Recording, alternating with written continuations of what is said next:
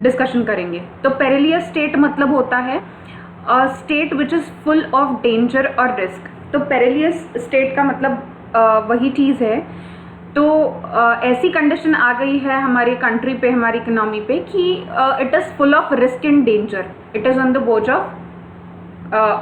Verge of collapsing.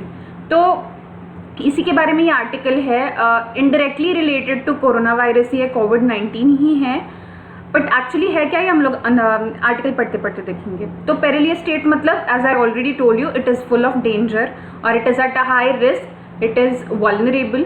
The centre needs to help states financially so that they can fight the virus better. इसमें कहा है centre मतलब होता है central government.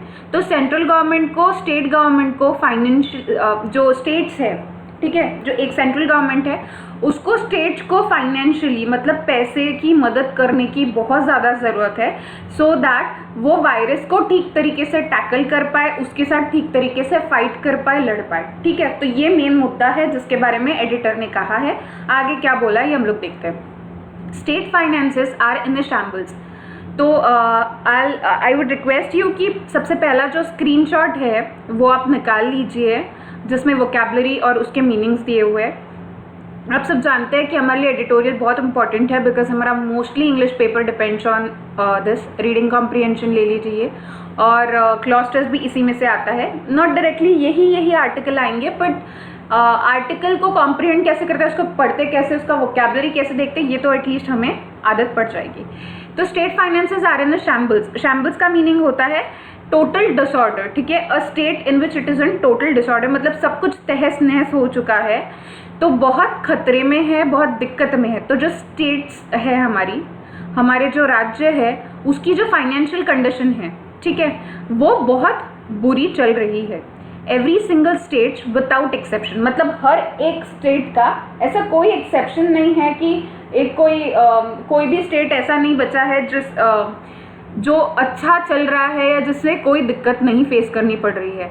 तो विदाउट एक्सेप्शन मतलब ऐसा कोई भी नहीं बचा, एवरी सिंगल स्टेट, सारे स्टेट्स को ये प्रॉब्लम फेस करनी पड़ रही है। 2 डिग्री में वैरी, इवन मतलब ऐसा हो सकता है कि डिग्री वैरी कर सकती है, मतलब किसी को बहुत ज़्यादा तकलीफ है, किसी को फाइनेंशियली तकलीफ है, किसी को हेल्थ केयर सिस्टम में प्रॉब्लम है, तो सबकी तकलीफ अलग अलग है।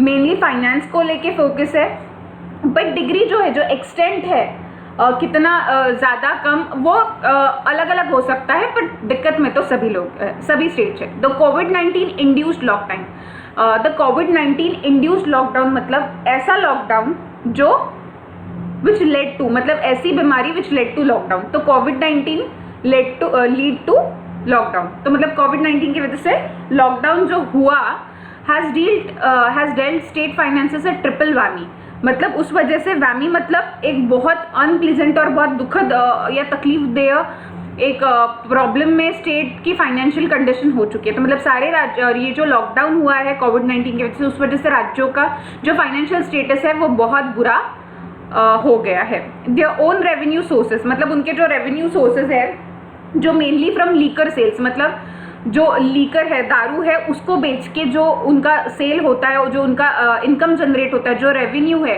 तो उनके रेवेन्यू के कौन से सोर्सेस है। तो पहला है कि लीकर को बेच के, दूसरी चीज stamp duty from property transactions, जब प्रॉपर्टी का सेल होता है, बिक्री होती है, प्रॉपर्टी की खरीदारी बिक्री होती है, buying and selling, when buying and selling takes place, the stamp duty which is placed on that property transactions, जो स्टैम्प ड्यूटी उस पर लगती है, वो इनकम है, रेवेन्यू है स्टेट के लिए। And sales tax on petroleum products, तो पेट्रोल, जबकि लॉकडाउन चल रहा है, पता है पेट्रोल पंप्स पूरे टाइम ओपन नहीं रहते हैं, पेट्रोल लॉकडाउन है, कहीं जाना आना मना है, तो लोग पेट्रोल उतना डलवाते नहीं है गाड़ी में अपने, तो पेट्रोलियम प्रोडक्ट्स पे जो सेल्स टैक्स मिलता है गवर्नमेंट को, वो भी उसका रेवेन्यू। तो ये जो है, तो that account for half of their total revenues have collapsed. तो बात कैसी हुई है कि उनका जो पूरा रेवेन्यू है, मतलब जहाँ से उनको इनकम मिलता है, तो उसमें से ये जो 3 रेवेन्यू जनरेशन के माध्यम है, एक तो लीकर सेल है, मतलब दारू बेचने से जो होता है, दूसरी चीज़ पेट्रोलियम पे जो सेल्स टैक्स मिलता है उससे, और तीसरी चीज़ जो स्टैम्प ड्यूटी प्रॉपर्टीज बेचने खरीदने से मिलता है वो।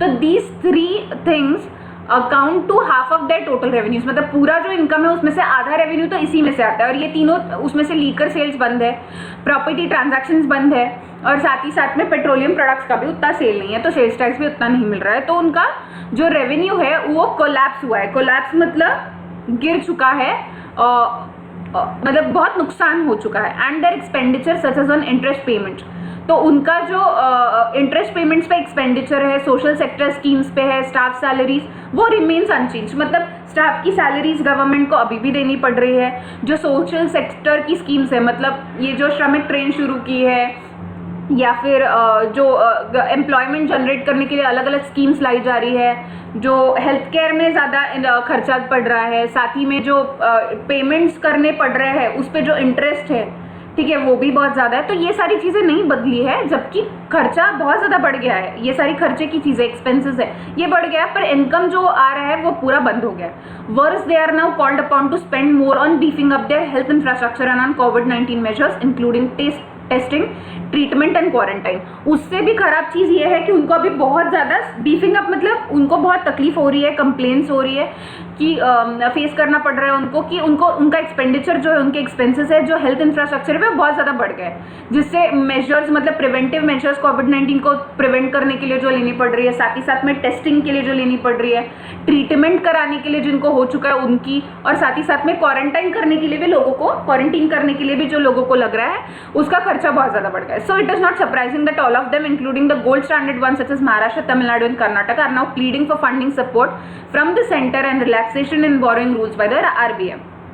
तो इसीलिए कोई इसमें आश्चर्यजनक बात नहीं, सरप्राइजिंग मतलब आश्चर्यजनक बात नहीं है कि जो गोल्ड स्टैंडर्ड वंस, मतलब सबसे अच्छी स्टेट्स जो है, फाइनेंशियली इंडिपेंडेंट स्टेट्स जो है, जैसे कि महाराष्ट्र, तमिलनाडु और कर्नाटका, वो भी आर नाउ प्लीडिंग मतलब दे आर रिक्वेस्टिंग, बेगिंग, भीख मांग रहे हैं फंडिंग सपोर्ट के लिए सेंटर के पास, मतलब सेंट्रल गवर्नमेंट के पास उनको फंड्स प्रोवाइड किए जाए, उनको पैसा प्रोवाइड किया जाए, इसका रिक्वेस्ट कर रहे हैं। और साथ ही साथ में आरबीआई को भी, रिजर्व बैंक ऑफ इंडिया को भी ये रिक्वेस्ट कर रहे हैं कि वो जो बोरिंग रूल्स है, मतलब पैसे उठाने, लोन लेने के जो रूल्स है स्टेट गवर्नमेंट को लोन लेने के, वो भी रिलैक्स कर दे, मतलब थोड़े हल्के कर दे, उसमें ज़्यादा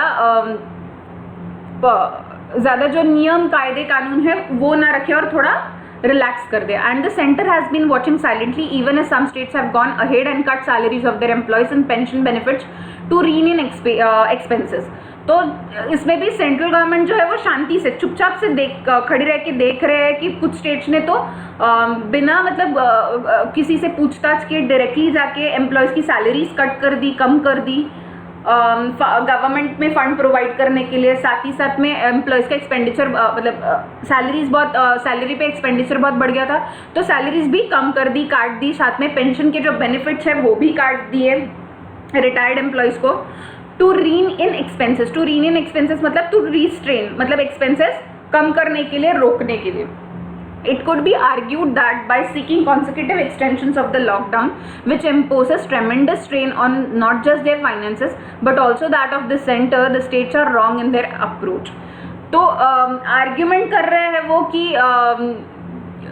कंसेक्यूटिव एक्सटेंशन मिलते जाए, मतलब लॉकडाउन बढ़ते जाए, नया लॉकडाउन और इम्पोज होते जाए, और जिस वजह से उनके फाइनेंसेस पे, जो इनकम सोर्सेज, उस पर बहुत दिक्कत जा रही है।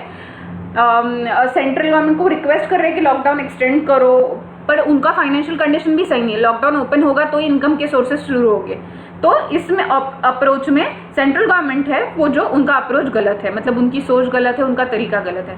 Are they taking the easy option by seeking extensions and simultaneously demanding financial support from the centre, मतलब क्या वो लॉकडाउन एक्सटेंड करने की रिक्वेस्ट कर रहे हैं जानबूझ के, सो दैट वो फाइनेंशियली, उनको पता है कि सेंट्रल जब तक लॉकडाउन एक्सटेंडेड है, लॉकडाउन शुरू है, तब तक इनकम के सोर्सेस ओपन नहीं होंगे, ठीक है, तो वो जाके फिर सेंट्रल गवर्नमेंट को they can ask for the funding, तो सेंट्रल गवर्नमेंट को पैसे मांग सकते हैं, फंडिंग मांग सकते हैं। तो क्या ये इस तरीके से तो नहीं है, ये रॉन्ग अप्रोच पे तो नहीं जा रहे क्या? They are asking for support, they are asking for extension and indirectly they are then demanding for financial support. Tamil Nadu, Karnataka and Maharashtra in their desperation commence liquor sales with outlets flouting all physical distancing norms.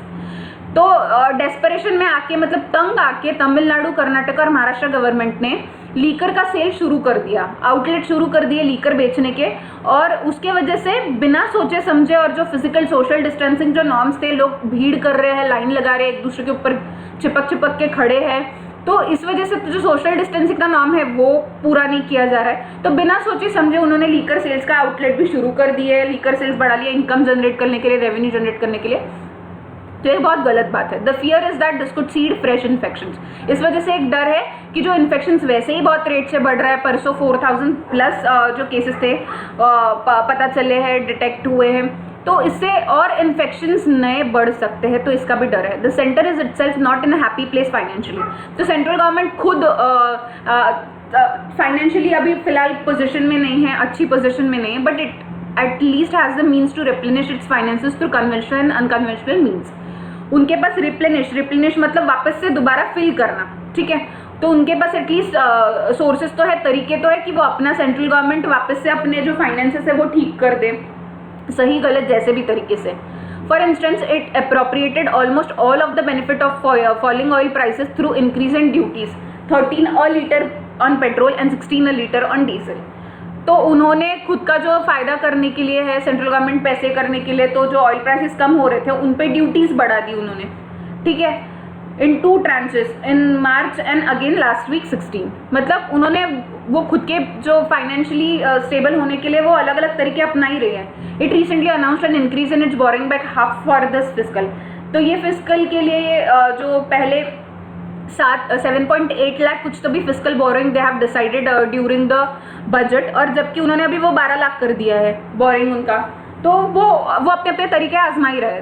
The burden is on the center to find the resources to immediately release the dues of the states and also reimburse them for their COVID-19 related expenses। तो central government पे एक burden है कि उनको resources ढूंढने हैं जिससे वो जो स्टेट गवर्नमेंट्स है उनका जो ड्यूज है, उनके जो फंडिंग्स है वो इमीडिएटली रिलीज कर दे, और साथ ही साथ में उनको रिएम्बर्स कर दे जो भी COVID-19 रिलेटेड उनको एक्सपेंसेस बेयर करने पड़ रहे हैं। It should seriously consider relaxing the fiscal deficit levels of the states from the current 3% level to at least 4.5% level, just as it would should relax its own level too।